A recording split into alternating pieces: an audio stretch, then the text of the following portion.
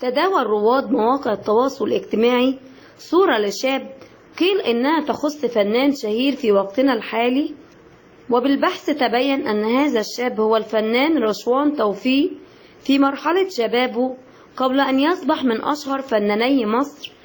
ومؤخرا قال رشوان توفيق: والدتي كانت تقيم الليل دائما ولا تنام إلا في الصباح فقط، وكان لها بركات تعلمت منها قيام الليل.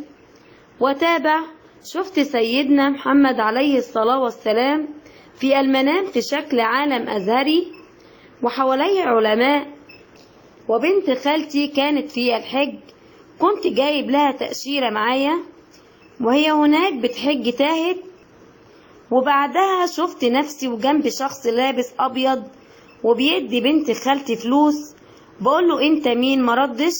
قلت له تاني انت مين؟ مردش. اكتشفت انه سيدنا محمد، وأشار إلى أن أول رؤية شاهدها كانت للسيدة مريم.